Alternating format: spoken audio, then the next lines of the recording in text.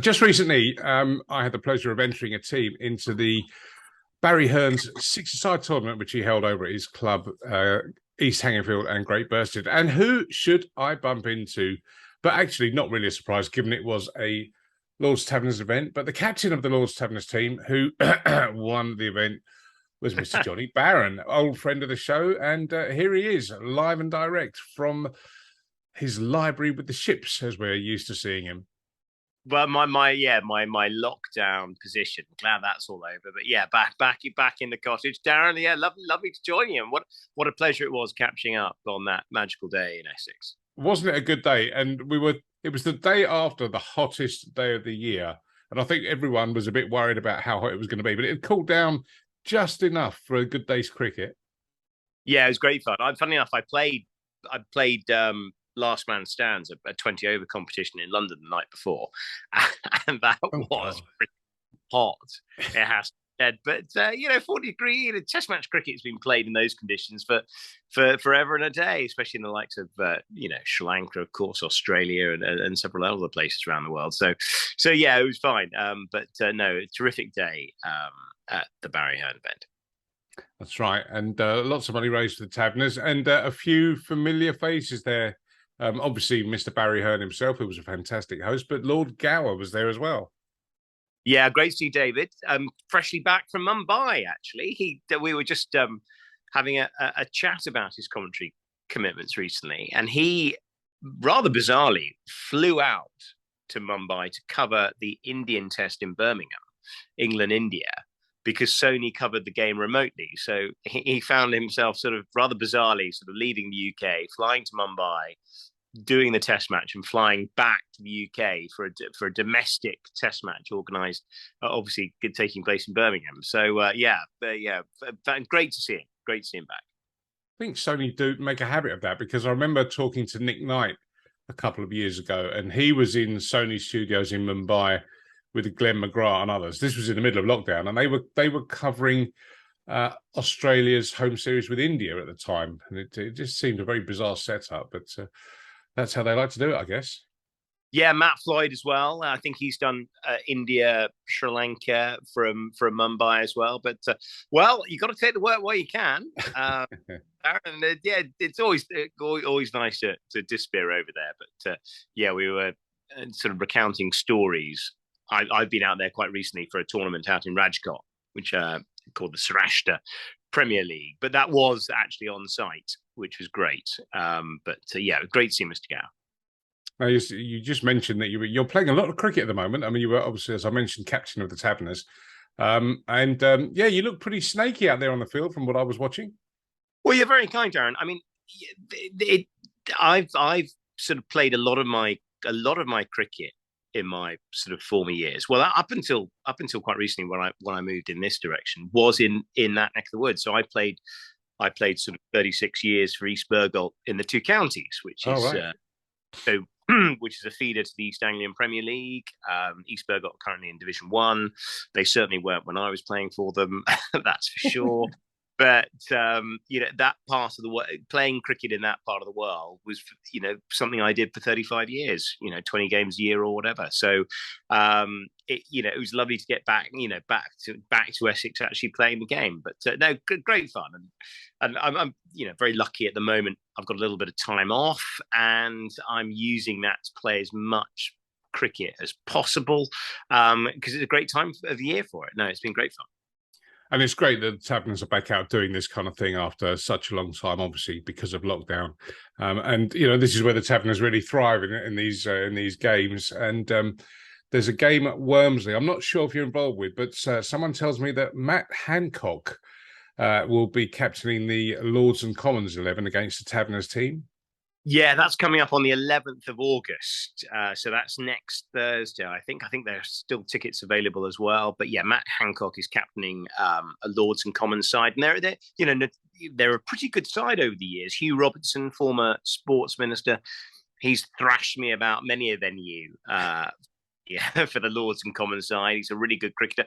John Redwood has featured in the past. He's not so much of a good cricketer, it's fair to say. Henry Bellingham as well. Crispin Blunt. There's a number of good cricketers you might well see in that side, and they tend to sort of hoover up some budding young researchers as well, and those who work in the offices in the Palace of Westminster. So it tends to be a pretty good side. Matt Hancock apparently is quite a handy cricketer, so he'll be on show next week against the Taverners. I think the Taverners have a very good side, and yeah, a lot of the Taverners grandees will be there, the likes of Mike Gatting, and of course David Gower. I think Matthew Hoggard will be playing, Andrew Caddick, and a lot of the other usual suspects. So I think it'll be a terrific day in prospect. We'll have to get Matt Hancock on this show if he's a big cricket fan, a cricket lover. Yeah, absolutely. I certainly think. Well, he's got a little bit of time off as well, hasn't he, at the moment? Absolutely. Yeah, he's I think he's a keen cricketer, and a couple of people mentioned that he could definitely play. No Boris ever turning out in his whites? Good question. I mean, you've seen him. I've seen Boris play cricket before, and again, he's got a little bit of time off, but. Yeah, I'm not sure he'll be turning out on that occasion. Yes, it's a far cry from the days of John Major turning up at every single using prime ministerial privilege to go to every single Test match and England game possible. I don't think I went to a single game in the 90s where he wasn't there. Yeah, I mean, sort of famously, when he lost office in 1997, the following morning at 11:05, there he was in the committee room at the Oval, watching a Surrey County Championship match. That was his first move out of office. So, and why not? You might as well. A fairly unceremonious way to leave office, of course, isn't it? You know, you lose election and you literally you bunted out the back door of number 10, and there he was at the Kia Oval the day after. Yeah, that's it. Now we'll have to dig deep into this because, politicians that love cricket. I don't think we've had anyone on of the political variety, so it might be a new direction for us to go in. Now, last time we chatted to you was a lovely visual and oral feast when you were out in Nepal, and I'm gathering that you've been continuing on your travels. So, remind us about Nepal and what have you been up to since? Well, Nepal was wonderful. I was out there for an event called the Akada Fancy Akada Pro Club Championship, which was a competition organised in Barawa, which was terrific fun, and that included sides from a couple of sides from Delhi, a couple of four local sides, and a side from Bangladesh, and the Malaysian national team, which was a wonderful event to be involved in. VU Sports were the streamers for that, and as a result of that particular event, I subsequently got invited out to India for a tournament called the Saurashtra Premier League out in Rajkot at the heart of Gujarat, which was being covered by Star Sports. So I went out for that, which was a 3-week competition, to be part of the commentary panel, which was a wonderful opportunity for me. I worked for Star once before, covering a test series between Afghanistan and Bangladesh in Dhaka. But to be back working for them, and it was an incredible opportunity, really. Charu Sharma, the commentator, was on it. Prajanoja, Sabah Karim, a lot of quite sort of heavyweight Indian commentators were on the gig, and then little old me. But it was great fun. It was just the most magical experience. And another 2.5 weeks in Asia. So it was great fun. So I hear stories about Netflix and Sky fighting over rights for the documentary version of your trip to Nepal with lots of unseen footage.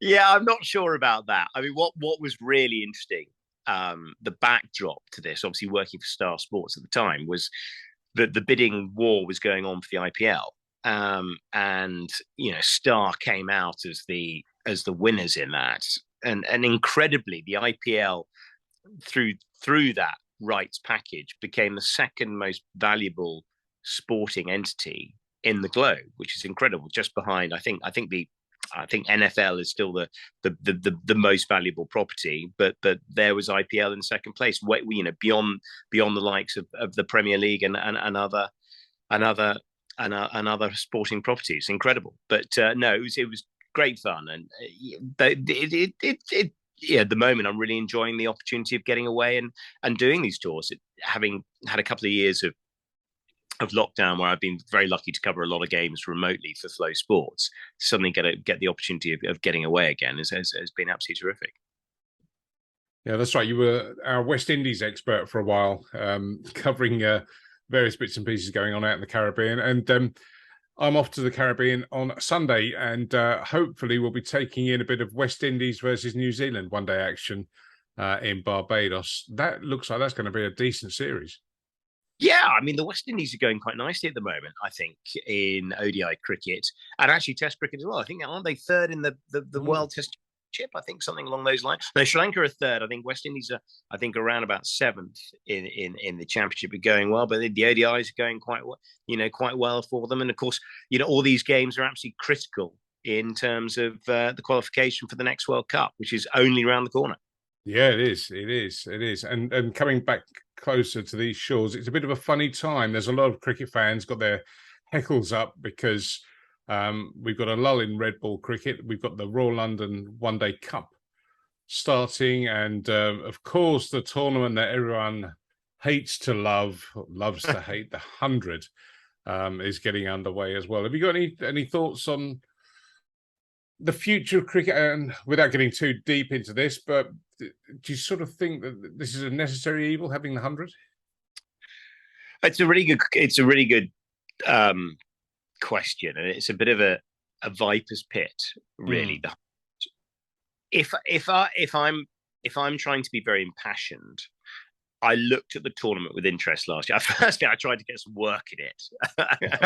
It didn't, so I was very wise not to be particularly critical of it in the build-up to the tournament. And they had a lot of challenges. And in terms of the politics behind it, and in terms of the makeup of the ECB and the 18 first-class counties and the whole history of the game, that's a whole different conversation. In terms of tournament and in terms of a format, we as a family, we watched it.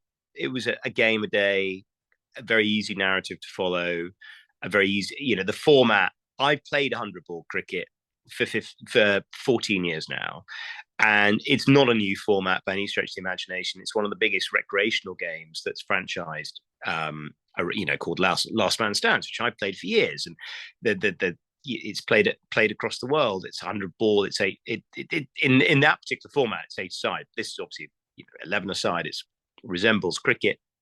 But I've played the format or have always loved it and always thought it would catch on. I thought it worked. I thought it made some games that would normally in a T20 format would have withered and died and have gone by the wayside. I thought the 100 format with the different permutations or the different options that the captain had at his disposal made it a slightly more interesting game on those games that if they were normal T20s would have been dead. But I did enjoy it. I just thought, there was the easy viewing times on an evening basis. Tickets were quite hard to come by last year, and they are very hard to come by this year. If you haven't got in the early bird sales, you've got to be pretty quick. It's very, very well sold. But as a spectacle, I really enjoyed it, and no doubt enjoy it this year. As far as the permutations of the game are concerned, and the wider game, and the impact on those first class counties that aren't involved, I do worry about the future and what the makeup of county cricket is going to be moving forward. But as purely a spectacle, I did enjoy it last year, and no doubt I'll enjoy it this year. Yeah. Well, I think it just reminds me of wind the clock back nearly 20 years when we had the 2020 Cup over here, and then India grabbed it by the throat with the IPL, and it's all about packaging and the look of it. And I think the other important thing was the timing and the accessibility of it on free-to-air TV on every night, sensible times. The family sit down and watch it. And yes, to the traditionalists, I think the flashing lights and the DJs and whatever else is a bit alien.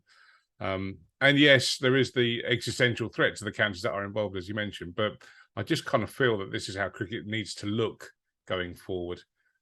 Certainly at county level, whether it's T20 or whatever else, but it needs to be appealing to a broader audience. Well, I think the packaging of it, I think, has been very clever. Has been very cleverly done. I think it's been well marketed. I think it's a great game. Where it fits in with the calendar, with the longer formats being pushed into the margins of the season. You've got the 50 over competition that's running currently alongside. But actually, that's a great opportunity for people to go and see games at outgrounds as far as the major test playing counties are concerned, or get down to other county grounds. I mean, I'm taking the kids to see, we're going off to Hove in a couple of weeks' time to watch Sussex Middlesex. Really can't wait for that one. And there are still 50 over games going on through the course of the tournament. It's very difficult. We're again in this another hiatus with Ben Stokes' recent retirement, and suddenly 50 over cricket has suddenly come under the spotlight. I mean, bizarrely, nobody batted an eyelid when we were scoring just under 500 in Amsterdam with Owen Morgan playing and everybody else, going nicely. Joss Butler scoring runs, etc. And then suddenly, because we start, we lose the, obviously, Owen Morgan, which is a massive impact on the game. He ran the 50 over show. Don't be fooled by coaches and administrators. Owen Morgan, made every pertinent decision on and off the field, and that's why England was such a success across the last few years. And when he stood down, it was clear there was going to be trouble. And then, of course, with the Ben Stokes' retirement, and suddenly everybody was writing off 50 over cricket. I mean, 50 over cricket has been kind of written off for a number of years, but of course, the 2019 World Cup, the fact that was going to be staged in England, made it very, very top of mind. Of course, we've won that, but we won that in 2019 in extraordinary circumstances. But the direction of travel now is really interesting, and there's been a lot of conversation about the two dominant formats, which will be 2020, and the fact that the primacy of Test cricket is still in that narrative, I can only think is a good thing from my perspective. Test cricket is the primacy. I mean, bizarrely, from a work point of view, 2020 franchise leagues, it seems to be my living at the moment, which is wonderful. But Test cricket is the game that you want to keep that you want to hear talked about. And if 2020 is talked about, and Test cricket is talked about, and 50 over cricket withers and fall off the vine, then I'm prepared for that sacrifice to be made, providing that we still have Test cricket at the top of the pile. But what happens remains to be seen. One thing that I think is really interesting, Darren, is that there's talk of the franchise models, or these franchise models are developing, so that you have the big stakeholders in the IPL have started to take stakeholdings in all these other domestic franchise leagues. And talk of now players being being contracted across the year, and that does worry me, and I cannot think will be a good thing for the game. No, that's right. I read a piece about that as well, and it's that swivels everything in a completely different direction. But let's hope players and common sense and love of the game prevail. Johnny, fantastic catching up with you. I know you're a busy man, and you're going to go off and probably do a few hamstring and stretches and star jumps ahead of your next performance out on the field. But congratulations again for winning the Barry Hearn sixes. And hopefully more runs and wickets with your name against them through the summer. Let's hope so. Darren, thank you very much.